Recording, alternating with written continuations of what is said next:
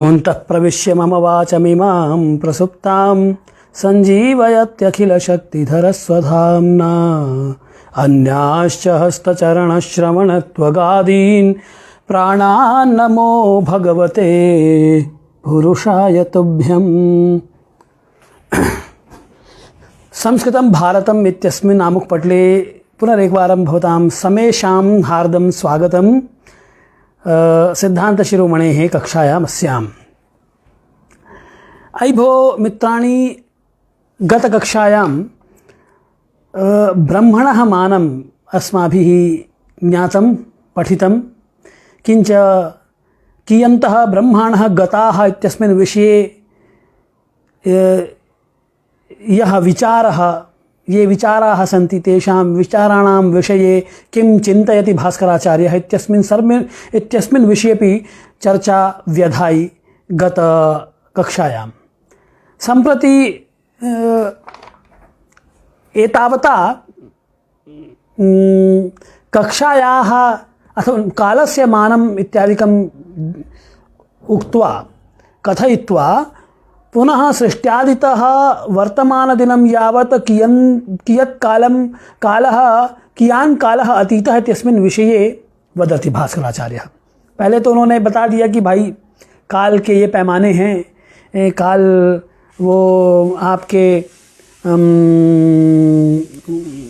योगक्षण निमेष से खराव भागः से आरंभ किया और वहाँ से लेके निमेष और जो आपका प्राण इत्यादि से लेते हुए और जो सबसे बड़ा काल है, सृष्टि का जो खेल जहाँ समाप्त हो जाता है वो सब, तो कण से लेकर अणु से लेके और जो पूरा संसार है, जहाँ तक काल का संबंध है, काल के परिप्रेक्ष्य में मैं बात करता हूँ, उन्होंने ये सारी की सारी बातें बताई। प्रत्येक कालखंड का मान कितना है और किस प्रकार से हम मापते हैं। एक बार जब ये हो गया तब मैंने कहा जब ये मैं बता चुका हूँ तो अब आप क्या करना है, तो अब ये करना है कि सृष्टि के आरंभ से लेके आज तक कितना समय बीता है, फिर इसको जान लेते हैं, क्योंकि अब आपको काल की परिभाषा हमने बता दी है। काल के विविध जो परिमाण हैं, इकाइयाँ हैं, तेषां विषये चर्चा लक्षणानि तानि लक्षणानि अहम् अवोचम् तर्हि सम्प्रति सृष्ट्यादितः एतावत् कालपर्यन्तं नाम भास्करं वदति खलु। अतः भास्कराचार्यस्य कालं यावत् कियत् कालमानं भवति, अतीतकालमानं कियत् भवति इत्यस्मिन् विषये वक्ति भास्कराचार्यः। क्या बोलता है कि याताः षण्मनवो युगानि भमितान्यन्यद्युगाङ्घ्रित्रयं नन्दाद्रीन्दुगुणास्तथा शकनृपस्यान्ते कलिर्वत्सराः। किं वक्ति कि याताः, पश्यतु, याताः षण्मनवो युगानि भमितानि। षण्मनवो याताः, 6 मनु बीत गए हैं। वैवस्वत नामके युगे वयं स्मः खलु। तर्हि 6 मनु जो बीत गए हैं, स्वायंभुवो मनुरभूत प्रथमस्ततोमी स्वारोचिषोत्तमजतामसरैवताख्याः षष्ठस्तु चाक्षुष इति प्रथित पृथिव्यां वैवस्वतस्तदनु सम्प्रति सप्तमोऽयं। कि छठा जो था चाक्षुष नाम का, चाक्षुष संज्ञकः यः मनुः आसीत्, असावपि मनुः अतीतः, सम्प्रति वर्तमान मनुः यः वर्तते, असौ तावत् वैवस्वत संज्ञकः मनुः अस्ति। तर्हि वर्तमानः सप्तमः खलु मनुः। तर्हि अस्यां स्थितौ कियन्तः गताः, कितने बीत गए, तो 6 बीत गए, क्योंकि 7वां चल रहा है। तो 6 मनु षण्मनवः याताः बीत गए। मैंने बोला ना आपसे कि सृष्टि के आरंभ से लेके आज तक, मतलब कि भास्कराचार्य के काल तक कितना समय बीत गया, अब उसकी वो चर्चा कर रहे हैं। तो कह रहे हैं कि याताः षण्मनवो युगानि भमितानि युगानि। तो भ का क्या मतलब हो गया, भम नक्षत्रम, भम नक्षत्रम। तो नक्षत्र कितने होते हैं, 27 होते हैं। तो भौमितानि मतलब कि भौतुल्यानि, नक्षत्र के तुल्य। देखिए यहाँ पे मित शब्द का प्रयोग किया है। मित शब्द का प्रयोग किस लिए किया है कि अब ये युगानि भमितानि कि भौ नक्षत्र युग बीत गए और नक्षत्र बीत गए, ऐसा तो नहीं बोलेंगे। तो नक्षत्र के तुल्य, तो नक्षत्र के तुल्य मतलब कि नक्षत्र की जितनी संख्या, उस संख्या के तुल्य संख्या जितने युग की होगी वो बीत जाएंगे। जितना होगी उतने युग बीत जाएंगे, इसीलिए भौ मितानि कहा। भौमितानि और अन्यत युगांघ्रित त्रयम, इसको आगे कहेंगे। तो इन्होंने ये कहा कि 6 मनु बीत गए, 6 मनु हैज गॉन बाय, 6 बीत चुके। जो 7वां जो मनु चल रहा है वैवस्वत संज्ञक, उसमें युगानि भौमितानि, भौमितानि यानी कि भौ यानी 27 नक्षत्र, तो 27 नक्षत्रों के तुल्य युग भी बीत गए। और मैंने अगर आपको स्मरण हो तो एक मनु में कितने युग होते हैं, अगर अब यहाँ जो युग शब्द है, यहाँ युग शब्द से महायुग समझिएगा, और जहाँ युग चरण कहेंगे वहाँ सतयुग त्रेता युग इत्यादि ये समझना है हमको। तो यहाँ युग शब्द का प्रयोग है, तो यहाँ युग से हम क्या समझेंगे, महायुग की बात कर रहे हैं ये। और जैसे कि हमने पहले पढ़ा था कि मनु क्षमा न गई ही है युगई ही, ठीक है, कि क्षमा नग, क्षमा और नग, ठीक है ना। क्षमा का मतलब क्या है, क्षमा मतलब क्या हुआ, क्षमा पृथ्वी जो सहती है, उससे ज़्यादा कौन सहेगा, है। तो इसीलिए क्षमा हो गया पृथ्वी, और क्षमा क्या शब्द है, मैं किसी और से लिखता हूँ, देखिए ये शब्द है क्षमा, तो क्षमा का मतलब हो गया पृथ्वी, है। इसकी संख्या हो गई 1, ठीक। और नग, नगाहा पर्वताहा, तो पर्वताहा कति संख्यायाम 7 इति पुराण प्रसिद्धम। चलो ये पुराण में प्रसिद्ध है कि नग का पर्वत जो है 7 पर्वत हैं। आगे भुवन, जब हम गोलाध्याय पढ़ेंगे तो गोलाध्याय में भुवन कोश में सारी चीजें आएंगी। तो अब क्षमा और नग, अब क्षमा बोला था ना, उसमें क्या बोला था, बोला था मनु क्षमा न गई ही, क्षमा न गई ही मनु, क्षमा नग के द्वारा एक मनु होता, क्षमा न गई ही युगई ही यानी महायुगई ही, कि ये भी लिख देता हूं। तो जो क्षमा न गई ही युगई ही, तो क्षमा हो गया पृथ्वी एकम, अथ नग इति पदेन सप्त संख्या गृहीतव्या। तो अब क्षमा नग अगर यहाँ पे है, तो अब यहाँ पे क्या होगा, फिर वही जो मैंने पहले भी आपको वीडियो में क्या रखा है कि अंक का नाम वामतो गति, अंकों की उल्टी गति होती है, दाहिने से आप बाएं की ओर लेफ्ट साइड में आप आते हैं, इधर आते हैं, इधर से लिखते हुए। क्यों, क्योंकि आप इधर क्या लिखते हैं, एकदम राइट में क्या लिखेंगे, इकाई लिखेंगे, फिर दहाई लिखेंगे, फिर सैकड़ा लिखेंगे, फिर हजार लिखेंगे, ऐसे तो लिखते हैं ना। तो जब सबसे पहले जो संख्या बोली है क्षमा, उसको कहाँ लिखें हम, इधर लिखेंगे, तो इधर लिखेंगे तो फिर हम इकाई का अंक फिर कैसे लिखेंगे, तो सबसे पहले तो इकाई से ना फिर दहाई, जब तक इकाई के अंक नहीं होंगे दहाई नहीं बनेगी, और जब तक दहाई के अंक संपूर्ण नहीं हो जाएंगे सैकड़ा शत स्थानीय अंक नहीं बनेगा। तो इसलिए सबसे पहला जो शब्द होगा वो इकाई में लिखा जाएगा, फिर उसके बाद का जो शब्द है उसका प्रतिनिधिभूत संख्या दहाई में आएगी, दशम स्थाने, ततः शतस्थाने इति हम पूर्वमपि अकथयम्। तर्हि अत्र पश्यन्तु कि क्षमा अर्थात पृथ्वी नाम एकम अत्र लेखनीयम, पुनश्च 7 इत्यनेन 1 महायुगानि भवन्ति एकस्मिन् मनौ। ठीक, ये मैंने आपका पुनस्मरण इसलिए किया क्योंकि यहाँ इन्होंने बोला कि युगानि भौमितानि, अब इसको हटा देता हूँ। क्या बोला कि युगानि भौमितानि, कि युग जो है कितने बीत गए, भौ के मित युग बीत गए।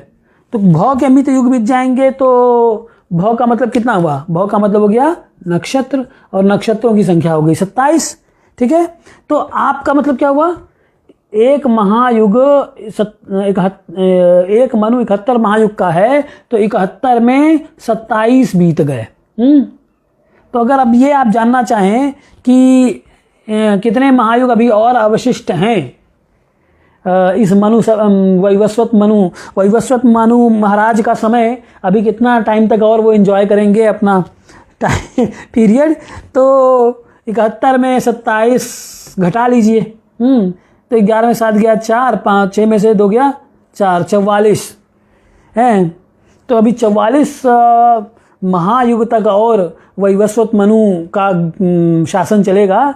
इसके बाद वैवस्वतस्तदनु संप्रति सप्तम सावर्णी, मैंने बोला था ना, सावर्णी जिनको सुरथ नामक राजा को जो देवी ने आशीर्वाद दिया कि अब तुम सावर्ण ही भविता मनु, तो वो सावर्णी महाराज अभी 44 महायुग तक का वेट करेंगे, उसके बाद उनका नंबर आएगा, तब वो मनु की गद्दी पर बैठेंगे। तो इस प्रकार से ये 44 महायुग अभी और बचे हुए हैं 27वां जो वैवस्वत संज्ञक मनु है उसके बीतने में। ठीक, तो इसीलिए उन्होंने क्या कहा कि 7वां जो वैवस्वत नाम का मनु है। तो अब ये जो 7वां चल रहा है इसमें युगानी भौमितानी, यानी कि युग बीत, महायुग बीत गए, कितने नक्षत्र के तुल्य बीत गए। और अन्यत मतलब कि यह यत अष्टाविंशति युगम प्रवर्तते तत्र तस्मिन् महायुगे अंघ्रित्रयम, 3 अंघ्रि 3 चरण बीत गए। तो अंघ्रि मतलब चरण हो गया, तो 3 अंग बोला ना कि अन्यत युगांघ्रित्रयम, अन्यत यानी और भी, यानी उसके बाद का जो है 27 महायुगों के बीतने के बाद जो 28वां अष्टाविंशतमे महायुगे ऐसा बोलते हैं ना, तो 28वां जो महायुग चल रहा है, इस 28वें महायुग में भी अन्यत यानी कि अष्टाविंशति तमे महायुगे युगांघ्रित्रयम, युग के जो अंघ्रित्रय हैं यानी 3 चरण, सतयुग, त्रेतायुग और सत, त्रेता और द्वापर, ये 3 बीत गए, अभी कल ही चल रहा है। तो ये उन्होंने बोला कि युगांघ्रित्रयम अतीतम याता। फिर नंदाद्रिंदु गुणास्तथा, अब इसको आगे देख लीजिए। आगे उन्होंने क्या कहा, आगे कहा है कि नंदाद्रिंद गुणास्तथा शकनृपस्यांते कलेर्वत्सराः, शकनृपस्यांते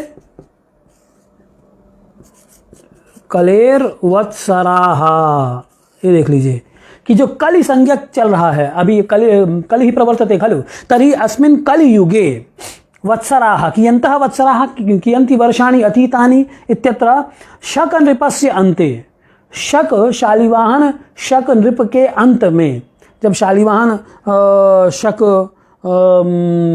का जब अंत हुआ तब तक की बात कर रहे हैं, तब तक कली के कले है कि अंत वत्सराः, तो नंद अद्रि इंदु नंदाद्रीन्द्र नंदाद्रींदु, ठीक है ना, कि नंद अद्रि इंदु और गुण इतने वर्ष और बीत गए थे। कितने, देखिए अब इसको देख लीजिए कितने हैं।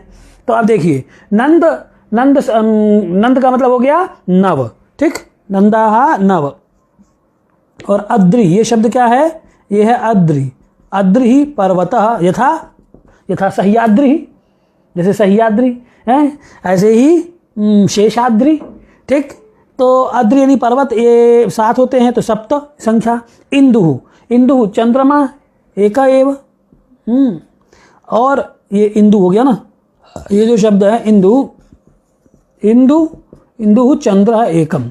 और गुणाः कति, तो त्रयो गुणाः, 3 गुण हो गए आपके, तो ये 3 संख्या हो गई।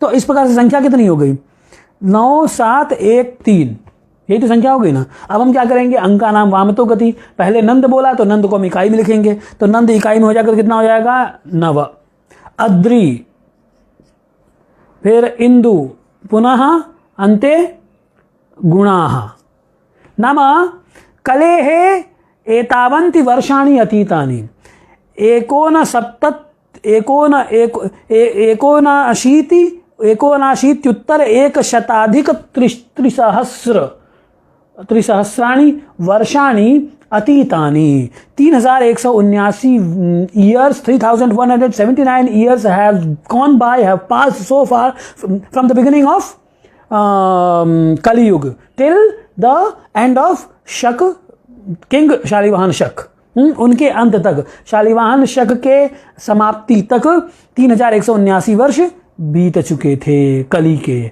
ठीक। तो ये और संख्या बीत गई, इतना समय बीत गया, ठीक।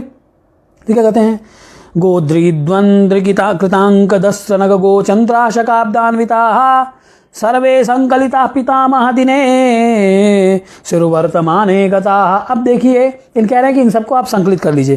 क्या कहते हैं, सर्वे संकलिता, जब सब हम संकलित कर लेंगे, कहाँ से, याता षण मनुओं से, तो जब 6 मनु से लेके और सृष्टि के आरंभ से लेके और ये शकलिप के अंत तक जितना टाइम बीता है उसको हम सबको संकलित कर लेंगे, तो पितामह दिने, पितामह के दिन में वर्तमाने दिने गताः, याताः वत्सराः अस्माभिः ज्ञातुं शक्यन्ते। देखिए क्या कहते हैं, तो अब उसको कर ले।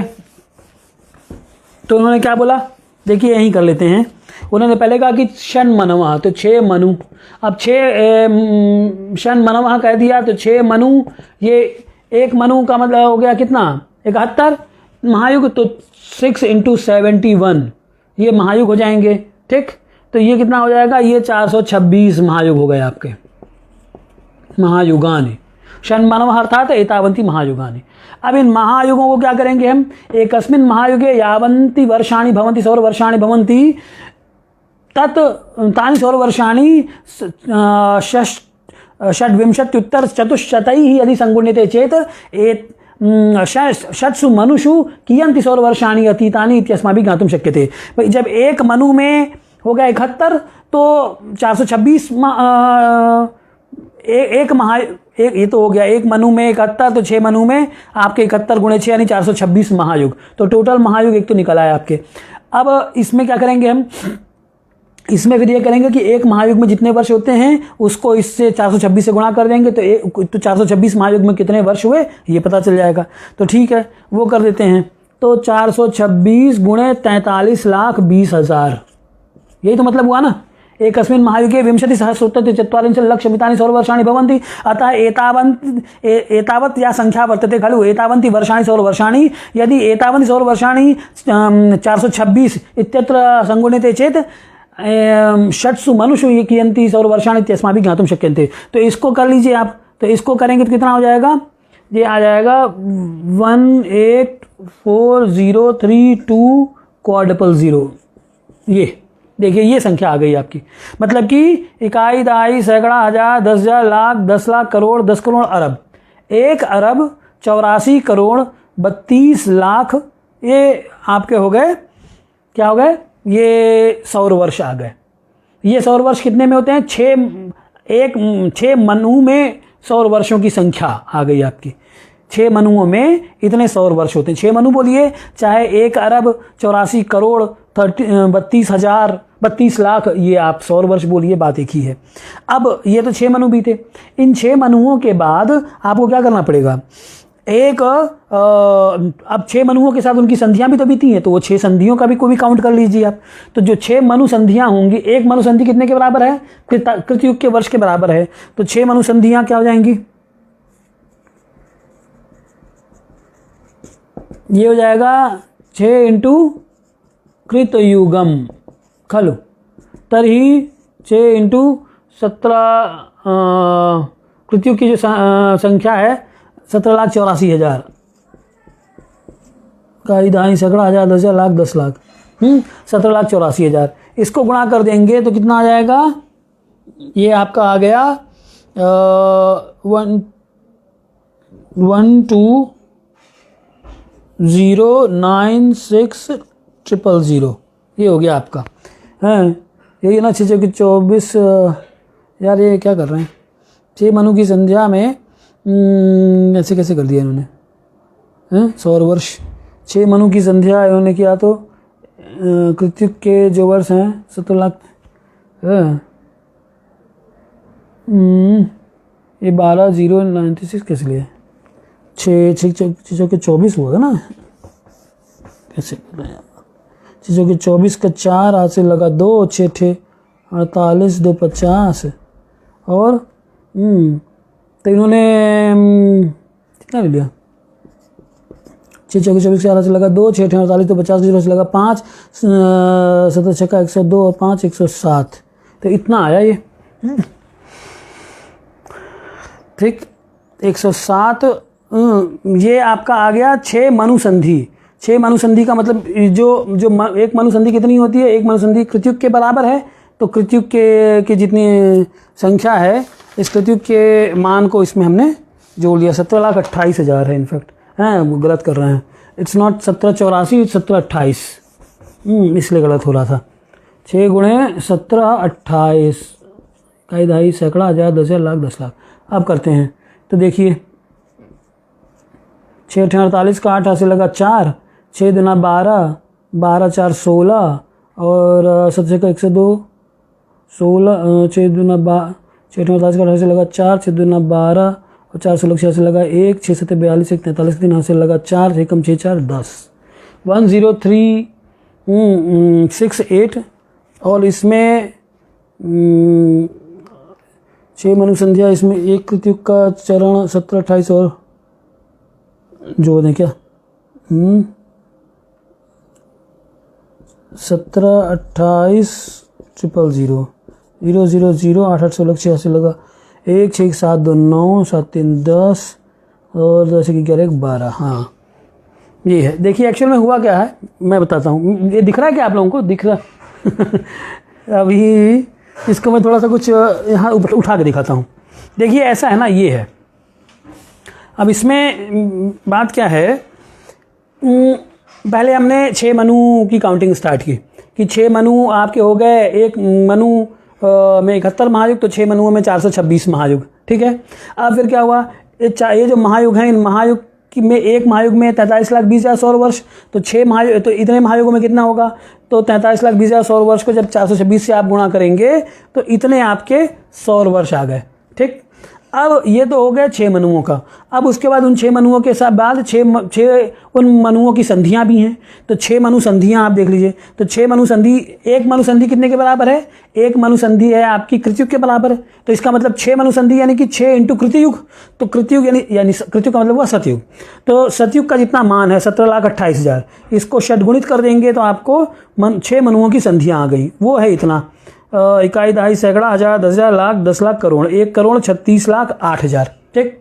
अब हमें क्या करना है, अब हमें ये करना होगा, आपने ध्यान दिया होगा कि एक संधि मनु संधि शुरू में होती है महायुग के मनु के आरंभ में। ठीक। तो इसलिए उन्होंने क्या बोला था कि आदि मध्यावसानेषु, आदि मध्य और अवसान इन तीनों में संधियां होंगी। तो जब मनु आरंभ हुआ, वैवस्वत नाम का मनु, उस समय भी एक संधि होगी, फिर उसके बाद वैवस्वत नाम का मनु ठीक आरंभ होगा। ठीक है ना। तो अभी जैसे कि 6 मनु भी, तो जब मनु आरंभ हुए तो मनु के आरंभ होने के पहले भी एक संधि हो जाएगी। तो जैसे पहला मनु आरंभ हुआ उसके पहले एक संधि मनु संधि, तो 6 मनु बीते तो 6 मनु संधियां हुई, और एक जो आदि मनु संधि थी वो होगी 7वीं। तो इसलिए आदि मनु संधि के लिए आपको कृतयुग का मान एक बार और जोड़ना पड़ेगा 6 मनु संधियों में। तो 6 मनु की 6 मनु संधियां और एक आदि मनु संधि, तो यानी 7वीं मनु संधि ये हो गई, और कुल मिला के ये संख्या हो गई इकाई दहाई सैकड़ा हजार 10,000 लाख 10 लाख करोड़ 1,20,96,000। इतने सौर वर्ष आपके हो गए। किसके, ये मान किसका है, तो ये मान है 6 मनुसंधि प्लस एक आदि मनुसंधि, यानी कि 7 मनुसंधियों का ये मान है। ठीक। क्योंकि 6 मनु बीते हैं उनकी, यानी 6 संधियां बीत गई और एक आदि संधि है। तो इस प्रकार से ये कुल, अब हम क्या करेंगे, ये जो हमारी संख्या आई है ये, इसमें ये वाली संख्या जोड़ेंगे, तो इसको जोड़ लेते हैं। अच्छा, फिर और भी संख्याएं हैं उनको भी, तो इनको एक जगह लिखते चले जाते हैं और फिर बाद में इन सबको जोड़ देंगे। ठीक। तो ये एक जो संख्या थी आपकी, देखिए पहली संख्या हुई 1 करोड़ 1 अरब 84 लाख 32 1 अरब 84 करोड़ 3,20,000। ठीक, ये हो गया। अब दूसरी संख्या आई है इकाई दहाई सैकड़ा हजार 10,000 लाख 10 लाख करोड़ हैं, तो 0,0,0। देखिए जब बड़ी संख्या आपको इसीलिए ये व्यवस्था दी गई है कि बड़ी संख्या आपको लिखना है ना, तो आप इकाई से नहीं लिखेंगे तो आप गलत कर सकते हैं, इसलिए इकाई से लिखना स्टार्ट करना चाहिए। 6,9,0,2,1 ये आपकी क्या हो गई, ये 6 मनु हो गए और ये 7 मनु संधियाँ। ठीक, ये दोनों आपने ऐड करना है आपको। अच्छा, अब इसके बाद क्या होगा, फिर 27 महायुग बीत गए, तो 27 महायुग का मान लिख लीजिए, उसको काउंट कीजिए पहले। तो आपके 27 महायुग जो हैं, देखिए 27, एक महायुग में 43,20,000 सौर वर्ष, तो लीजिए 43,20, इसको जब आप करेंगे 20,000 तो उत्तर क्या आएगा, 11,66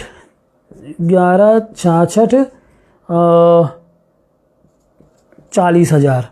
देख लीजिए हैं। अब इसको करके देखेंगे तो ज़्यादा समय लगेगा, आप इसको सिंपल अर्थमेटिक है तो you can easily do that. तो आप ये देख लीजिए ये संख्या आई।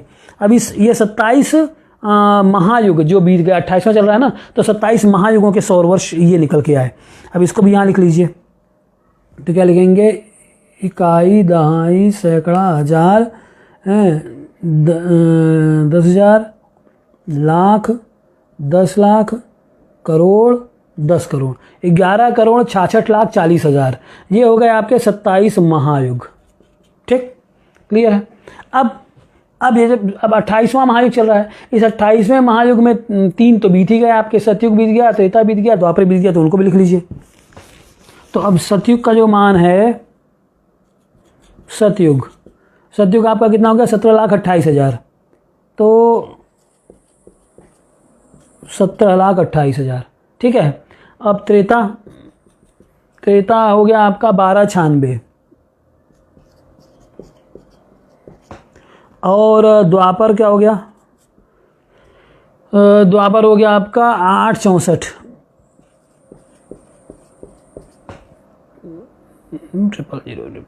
ठीक, फिर उसके बाद अब उन्होंने क्या बोला था, उन्होंने बोला था कि कलयुग के आरंभ से लेके शक नृप के अंत तक कितना बीत गया था, गो अद्रि इंद्र नहीं नंदाद्रिंदु गुण, इतना बीत गया था ना। तो नंद, अद्रि, इंदु और गुण, ये और ऐड कर लीजिए। कलऊ, कल में कलऊ, गताब्दाहा, कहाँ तक, तो शक नृपांते, शक नृप के अंत तक ये है। अब इन सब को आप जोड़ लेंगे तो जब ये शकाब्द आरंभ हो रहा है तब तक सृष्टि के आरंभ से लेके आपकी वर्ष निकल आएंगे। तब इन सबको जोड़ते चले जाइए, तो ये हो गया 971 सीधे आ गया। अब इसमें देखिए 6 8 14, 14 6 20, 20 4 24, 24 3 27 का 7 हासिल लगा, 2 2 2 4 4 9 13, 13 4 17, 17 2 19, 19 9 28, 28 6 34, 34 का 4 हासिल लगा, 3 3 3 6 6 6 12, 12 7 19, 19 2 21, 21 8 29, 29 का 9 हासिल लगा, 2 2 4 6 10, 10 1 11, 1 12 का 2 हासिल लगा, 1 1 4 1 5, 1 6 1 7 और 18 1 19, ये हो गया। तो 19 72 94 71 79, ये आपका क्या निकला, ये है आपका सृष्टि के आरंभ से लेके शालिवाहन जो शक थे उनके अंत तक का समय ये आ गया। 1,39,29,47,179 सौर वर्ष बीत गए। अब इसके बाद क्या करेंगे, इसके बाद जितने वर्ष बीते हुए हैं, क्योंकि इन्हीं के बाद से शक जो कैलेंडर है आरंभ हुआ है, तो शक कैलेंडर में जितने अब शक बीत गए उनको आप जोड़ लीजिए। ठीक, तो आप कहाँ तक पहुँच जाएंगे, ये वर्तमान तक पहुँच जाएंगे कि वर्तमान वर्ष तक कितने वो बीत गए, कितने वर्ष बीत गए। तब अभी 1942 शक संवत चल रहा है, तो 1942 इसमें आप 1941 जोड़ लीजिए, तो आप इस शक वर्तमान शक के आदि तक कितने सौर वर्ष बीत गए ये पता चल जाएगा आपको। तो इसको आप जोड़ लीजिए, तो 9 1 10, 7 1 8 4 12, 1 1 2 9 11, 7 1 8 1 9 और बाकी संख्या उतनी ही रहेगी। ये तो इतने वर्ष बीत गए हैं वर्तमान वर्ष तक, सृष्टि के आरंभ से 1,97,29,120 इकाई दहाई सैकड़ा हजार 10,000 लाख 10 लाख करोड़ 10 करोड़ अरब 1,97,29,49,120 वर्ष सौर वर्ष बीत गए हैं सृष्टि के आरंभ से लेके वर्तमान वर्ष तक। ये आपको ये क्या हुआ, ये एक mere just an information with the tool that has been already explained to you by Bhaskaracharya कि भाई जो मनु का मान कितना है और आपका कल्प का मान कितना है और वर्ष का मान कितना है, महायुग का मान कितना है, इसके आधार पे आप एक कैलकुलेशन कर सकते हैं। ठीक, तो ये आपका हो गया। अब यहाँ पे ये समाप्त होता है। अब इसके बाद ये ब्राह्म मान इत्यादि यहाँ पे समाप्त हो गया। अब एक नया मान बताएंगे, वो है बारहस्पत्य मान। तो जो बारहस्पत्य मान है ना, बारहस्पत्य मानम यद वर्तते तद बृहस्पतिम आश्रित्य गुरुम आश्रित्य यद मानम वर्तते खलु तद बारहस्पत्य मानम तद तस्य उपयोगः कः वर्तते, तस्य उपयोगः अयमेव वर्तते यत् संवत्सरस्य फला यथा संप्रति कः संवत्सरः प्रवर्तते, तो प्रमादि संज्ञकः संवत्सरः प्रवर्तते। तो ये प्रमादि जो संज्ञक संवत्सर चल रहा है, ये कैसे, ये जो संवत्सर हैं, तो ये प्रभव विभव इत्यादि जो संवत्सर हैं, ये संवत्सर का ज्ञान करने के लिए आपको बारहस्पत्य मान की आवश्यकता होती है। अब उसको देख लेते हैं। ठीक, तो क्या कहते हैं कि बृहस्पतेर मध्यम राशि भोगात संवत्सरम सांहितिका वदंती, कि बृहस्पति जब एक राशि का भोग कर लेता है तो उसको एक संवत्सर कहते हैं। क्या बोले? बृहस्पतेर मध्यम राशि भोगात, बृहस्पतेर मध्यम राशि भोगात संवत्सरम सांहितिका वदंती। ये है बृहस्पति मध्यम राशि भोग जितने समय में करेगा, बृहस्पति के द्वारा एक राशि का भोग मध्यम मान से जितने समय में कर लेगा वही क्या कहलाएगा? एक संवत्सर कहलाएगा। उस संवत्सर, उसे ही सांहितिका संवत्सर। देखिए यहाँ सांहितिका जो शब्द है ना, सांहितिका इति पदे निहितार्थः कः वर्तते, निहितार्थः अयमेव वर्तते यत् अस्य संवत्सरस्य प्रयोगः क्व, तो संवत्सरस्य प्रयोगः संहिता ज्योतिषे, संहिता ज्योतिषे प्रत्येकं संवत्सरस्य फलानि लिखितानि वर्तन्ते। तर्हि नाम यथा सम्प्रति प्रमादी संवत्सरः प्रचलति, तर्हि प्रमादी संवत्सरस्य किं फलम्, कस्मिन् वारे कस्मिन् नक्षत्रे इदम् अयं संवत्सरः आरब्धः, तर्हि नक्षत्रवशात् वारवशात् संक्रांतिवशात् संवत्सराणां पृथक् पृथक् फलम् अनुभूयते। तत्सर्वं फलं कुत्र पठितुं शक्यते? तत्सर्वं संहिता ज्योतिषे पठितुं शक्यते। अतएव किं लिखितं? सांहितिका। संहिता ज्योतिषं ये विदन्ति ते सांहितिकाः खलु। तर्हि सांहितिका किं वदन्ति कि बृहस्पतिः यावता कालेन एकं राशिं भुनक्ति तावान् कालः एकः संवत्सरः इति। ठीक, बृहस्पतेर मध्यम राशि भोगात संवत्सरम सांहितिका वदन्ति। फिर ज्ञेयं विमिश्रम तु मानैश्चतुर्भिर व्यवहार वृत्ते। अब देखिए बारहस्पत्य वर्ष के बारे में, संवत्सर के बारे में इन्होंने ज़्यादा नहीं कहा, जो कि बारहस्पत्य वर्ष निकालेंगे कैसे हैं। तो बारहस्पत्य वर्ष निकालने का भी, यानी कि संवत्सर का ज्ञान आप कैसे करेंगे। तो अब क्या करते हैं, ये है तो वैसे सूर्य सिद्धांत का, और सूर्य सिद्धांत की कक्षा में मैंने इसको अभी कुछ दिनों पहले ही पढ़ाया है, इसलिए कहना पिष्टपेशन हो जाएगा। लेकिन यहाँ जो नए लोग हैं, जो वहाँ नहीं जुड़े हुए हैं, उनके लिए मैं एक बार वो निकाल के दिखाई देता हूँ। देखिए ऐसा है कि क्या है ना कि ये बृहस्पति जो है ना, बृहस्पति महाराज की गति बहुत धीरी है। क्यों धीमे है बृहस्पति महाराज, क्यों धीमे हैं? इसलिए क्योंकि बहुत दूर रहते हैं। तो दूर रहते हैं तो वो लंबा चक्कर लेते हैं, लंबा वृत्त है उनका। तो लंबा वृत्त है तो जो डिस्टेंस होगा वो एंगुलर डिस्टेंस क्या हो जाएगा? कम ही एंगुलर डिस्टेंस हो पाएगा। पृथ्वी से ये चंद्रमा, सूर्य, मंगल, इन बुध, शुक्र, इनकी अपेक्षा ज़्यादा दूर हैं, तो ज़्यादा दूर हैं तो ज़्यादा लंबी त्रिज्या है पृथ्वी के केंद्र से लेके बृहस्पति की कक्षा तक, तो वो पूरा सर्कल लेने में लंबा समय लग जाता है, क्योंकि उनका क्षेत्र बड़ा हो गया ना। जैसे ही त्रिज्या बड़ी हुई, कक्षा बड़ी हो गई, कक्षा बड़ी होते ही उसको वो क्षेत्र बड़ा हो गया, क्षेत्र बड़ा हो गया तो उसमें गति करने में समय भी अधिक लगेगा। तो इतना ज़्यादा समय लगता है इनको कि एक राशि का भोग, ये मेष राशि है, इस मेष राशि से वृष तक जाने में इनको लगभग 1 वर्ष लग जाता है। किनको? ये गुरु महाराज को।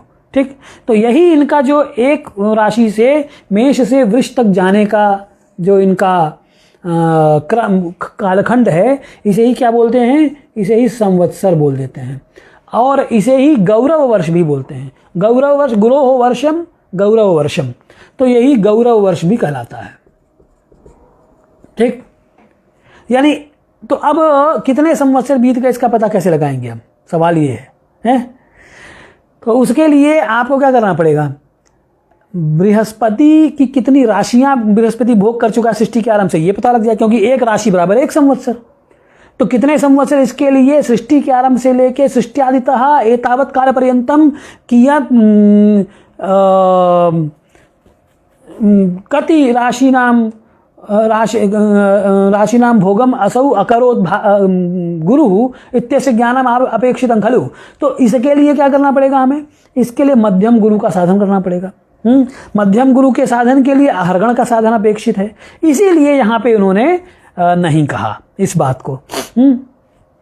तो मैं अब एक सिंपल उदाहरण आपको बता देता हूँ। जैसे मान लीजिए कि सृष्टि के आरंभ से लेके और वर्तमान समय तक गुरु के 1050 भगण होते हैं। एक हम उदाहरण लेके चलते हैं कि मान लीजिए सृष्टियादितः वर्तमान वर्षम यावत गुरोः कियन्तः भगणाः 15 शतानि। ठीक, तो अब 1500 मान लीजिए गुरु के हो गए भगण, तो 1500 भगण का मतलब क्या होता है? 1500 भगणाः, एक भगण में 12 राशि, तो 1500 में कितनी हो जाएंगी? 1500 गुणे 12, ये राशियां हो जाएंगी इतनी। ठीक है ना?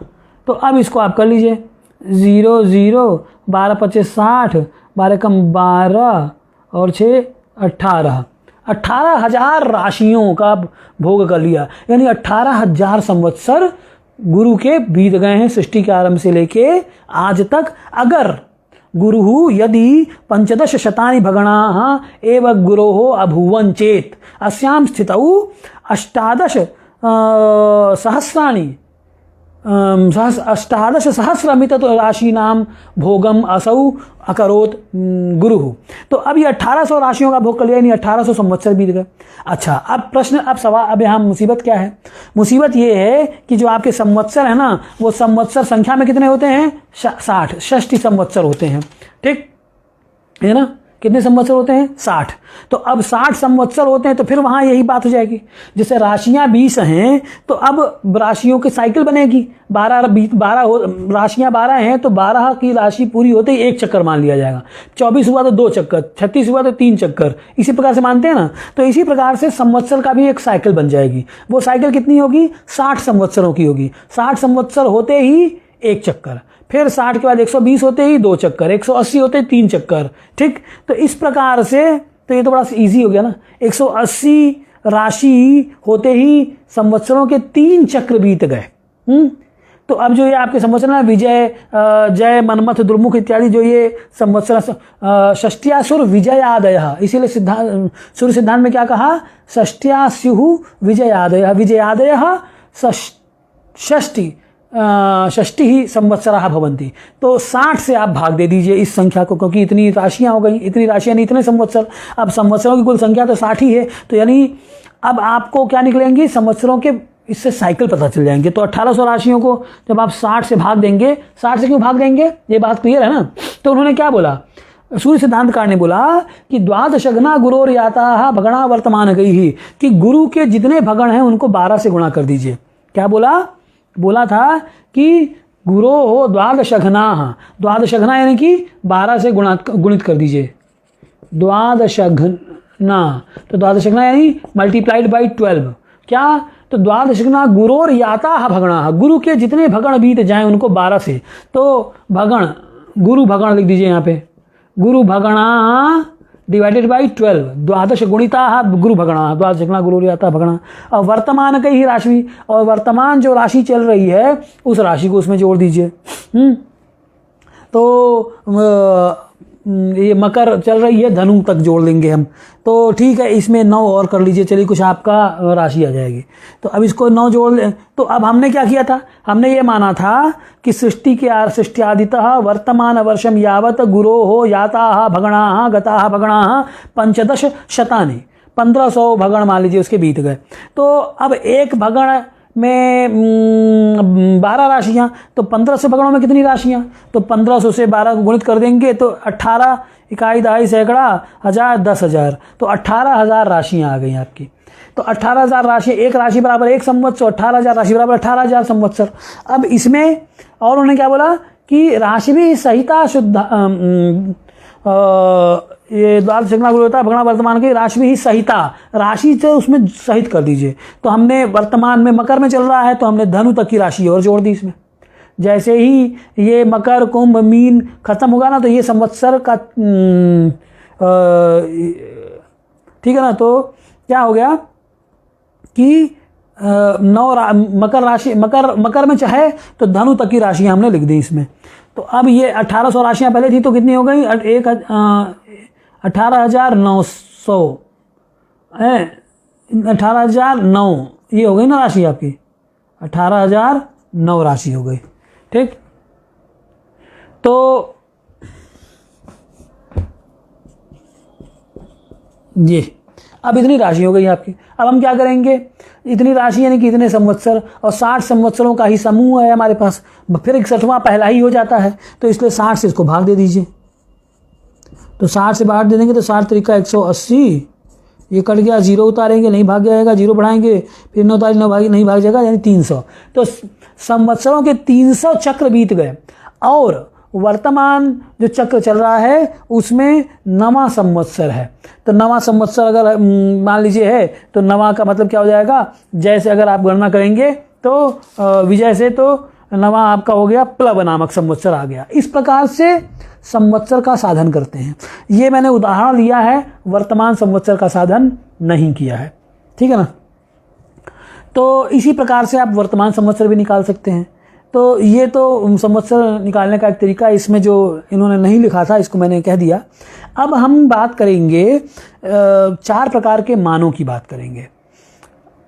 4 प्रकार के मानों की का मतलब ये हुआ कि देखिए इन्होंने अनेन भास्कराचार्येण सौरमानस्य, चांद्रमानस्य, नक्षत्रमानस्य, सावनमानस्य, ब्राह्ममानस्य, मनुमानस्य, पितृमानस्य, बारहस्पत्यमानस्य एतेषां नवमानानां विषये वर्णनं कृतं। ठीक, तत्र एतेषु नवमानेषु 4 मानानि व्यावहारिकानि भवन्ति, यानी व्यवहारे उपयुज्यमानानि सन्ति, व्यवहारे एतेषां प्रयोगः भवति, मनुमानस्य प्रयोगः व्यवहारे न भवति। अब हम अगर बोल दें कि अगले मनु में मिलना, अगले मनु तक हम ये बात कहेंगे, तो अब ये बताइए कौन सी बात होगी। तो उपहासास्पद मनु तो छोड़ दीजिए, अगर मैं कह दूं कि अगले महायुग में, अब शेष अब इस महायुग में तो जिस गति से चल रहा है सूर्य सिद्धांत महाराज आपका, वो इस महायुग में तो न पूरा हो पाएगा। चाहे इस महायुग में आपका सिद्धांत शिरोमणि तो न पूरा हो पाएगा जिस गति से आप पढ़ा रहे हैं। अब ये जो महायुग की बात की, ये व्यवहारापेक्ष नहीं है, व्यावहारिक नहीं है। तो इसलिए मनुमान जो है, चाहे ब्राह्ममान, पितृमान, ये व्यवहार में प्रयोग में नहीं आते हैं। व्यवहार में किनका प्रयोग होता है इसको भी भास्कराचार्य ने लिख दिया। तो उन्होंने कहा कि ज्ञेयं विमिश्रम तु मनुष्यमानं मानैश्चतुर्भिः व्यवहारवृत्तेः, मानैश्चतुर्भिः व्यवहारवृत्तेः, चतुर्भिः मानैः व्यवहारवृत्तेः, व्यवहारस्य प्रवर्तनं चतुर्भिः मानैः एव भवति। ज्ञेयं विमिश्रम तु मनुष्यमानं, अतः तन्मनुष्यमानं अस्माभिः ज्ञेयं, उसे हम मनुष्यमान मानते हैं, यानी मानव से संबंधित उपयोग करने वाले मान। कौन कौन से हैं, तो उनके उपयोग क्या हैं और वो कौन से 4 मान हैं इसके बारे में आप बताते हैं। क्या कहते हैं, वर्षायन ऋतुयुगपूर्वकमत्र सौरात् किमुच्यते। देखिए कहते हैं कि वर्षा यनर्तु युग पूर्वक मत्र सौरात अहम किमवोचम कि चत्वारि एव मानानि व्यावहारिकानि भवन्ति तेषु चतुर्षु मानेषु प्रथमं भवति सौरमानम। सौरमान व्यावहारिक मान है, इसीलिए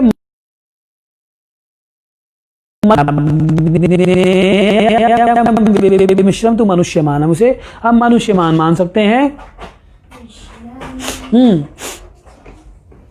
क्योंकि जो मनुष्य का जो मान है ना, मनुष्य का विमिश्र मान होता है, यानी कि मनुष्य जो है ना अलग अलग मानों का सहारा लेता है।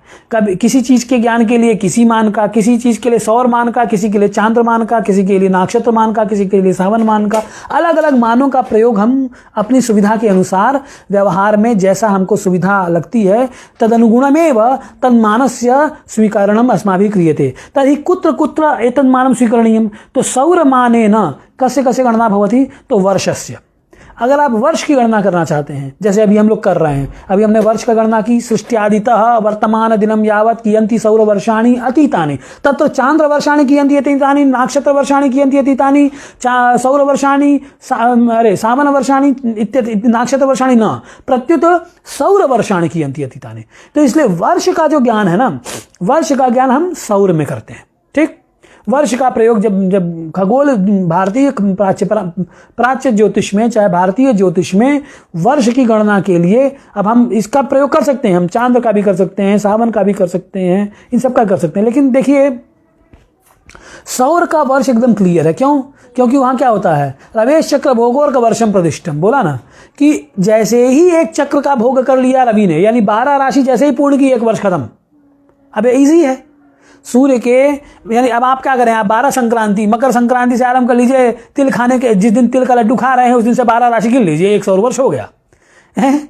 ठीक है ना। फिर जब दोबारा मकर संक्रांति का लड्डू आप खाएंगे तो 1 सौर वर्ष मान सकते हैं आप। हालांकि सौर वर्ष की प्रवृत्ति कब से ले रहे हैं, क्योंकि राशि का प्रारंभ मेष से है, इसलिए मेष से ले रहे हैं। ठीक, तो मेष संक्रांति से लेके फिर मेष संक्रांति, वृष संक्रांति, मिथुन संक्रांति, कर्क संक्रांति, ये जो राशियां हैं 12 राशियां आपकी, ये जो 12 राशियों का चक्र है, एक एक राशि का भोग एक एक महीने में करता है सूर्य, यानी एक एक संक्रांति एक एक महीने में आती है। तो मेष संक्रांति, वृष संक्रांति आने में 1 महीना लगेगा। फिर वृष संक्रांति से बात देखिए, बात मेरे ख्याल से समझ में आ रही होगी। जो विद्वान लोग हैं वो मुझे क्षमा करेंगे, क्योंकि मैं जो सामान्य व्यक्ति हैं उनको भी लेके चल रहा हूं, इसलिए कृपया सहन कीजिए, इनको भी, इस चीज़ को भी सहन कर लीजिए। देखिए जो सामान्य जन है उनके लिए मैं बता देता हूं कि ये जो सूर्य है, ये 12 राशियां हो गई ना इसकी राशि चक्र की। तो अब ये मेष हो गया, वृष हो गया, मिथुन हो गया, कर्क हो गया, सिंह हो गया, कन्या है, तुला है, इस तरीके से ये सब 12 राशियां हैं। तो एक मेष संक्रांति से वृष संक्रांति में 1 महीना लगा उसे, तो एक संक्रांति बीत गई, 1 महीना। फिर दूसरी वृष संक्रांति से मिथुन संक्रांति तक 1 महीना लगाएगा। इस तरीके से तीसरे राशि को बीतने में 3 महीने। तो इस प्रकार से 12 राशियों का भोग 12 महीने में कर लेता है, और करके फिर ये मेष पे आ जाएगा। तो जैसे ही मेष संक्रांति दोबारा होगी 1 वर्ष हो जाएगा। जबकि चांद्र वर्ष में ऐसा नहीं है। चांद्र वर्ष में ऐसा नहीं है।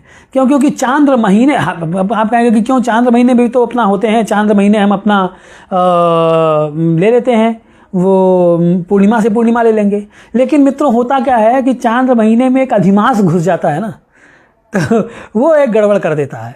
तो इसलिए जो वो क्यों, क्योंकि चांद्र, अब फिर इस बात को मैं थोड़ा सा कहूँ, देखिए तो आप कहेंगे कि मत लीजिए अधिमास, क्यों लेते हैं, हम नहीं लेंगे अधिमास, हम उनको भी, उसको भी हम काउंट कर लेंगे।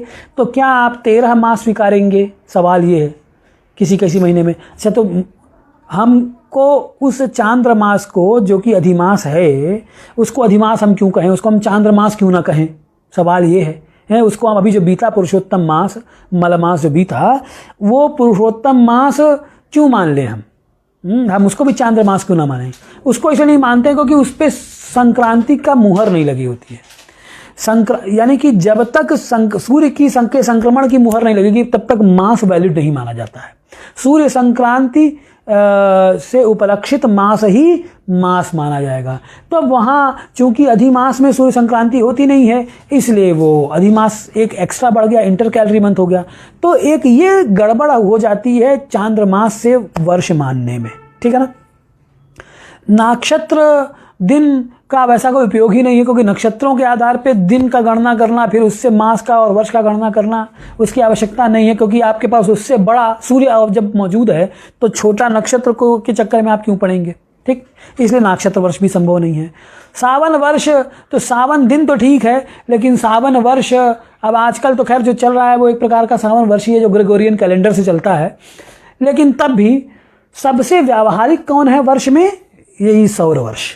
इसीलिए क्या कहा, वर्ष का गणना सौरात, ठीक। अब उसके बाद अयन, अयन उत्तरायण दक्षिणायन। अब ये जो उत्तरायण दक्षिणायन है, इदम अपि सौर संक्रमणादेव खलु सूर्यः यदा तत्र मकरे प्रविशति तदा उत्तरायणम, यदा सूर्यः कर्के प्रविशति तदा दक्षिणायनम खलु। तर्हि सूर्यस्य संक्रमणात् एव, राशि विशेषे संक्रमणात् एव अयनस्य प्रवृत्तिः भवति, अतः अयनस्य गणना अपि सौरात् एव भविष्यति। फिर ऋतु भी सौर ही है। ऋतुएं सूर्य के बगैर, सूर्य के अलग अलग जो मेष वृश्चिकयो हो, ये जो मीन मेषयोर वसंतः की बात किया है, तो अब मीन मेषयो हो वसंतः जो बोल दिया, अब वहाँ मीन संक्रांति और मेष संक्रांति फिर बात आ जाएगी। तो इसलिए ऋतु भी और संक्रांति, मीन संक्रांति यानी कि मीन मास और मेष संक्रांति यानी कि मेष मास, जो कि ये सौर मास हैं। इसलिए सौरात ऋतोः अपि साधनम गणना क्रियते। पुनश्च युगस्य गणना अपि सौरवर्षात् एव संभवति, यतो हि एकस्मिन् युगे विंशतिसहस्रचत्वारिंशत् लक्षमितानि सौरवर्षाणि सन्ति इति अस्माभिः उच्यते, न तु चान्द्रवर्षाणि उच्यते। तर्हि उच्यन्ते, तर्हि युगस्यापि गणना सौरमानात् एव भवति। एतेषां समेषां गणना सौरात् एव प्रवर्तते, सौरमानात् एव प्रवर्तते। अब बाकी जो मान है उसके विषय में कल चर्चा करेंगे। तो इसी शब्द के, इन्हीं शब्दों के साथ मैं अपनी वाणी को विराम देता हूँ। जयतु संस्कृतम, जयतु भारतम, जयतु ज्योतिषम।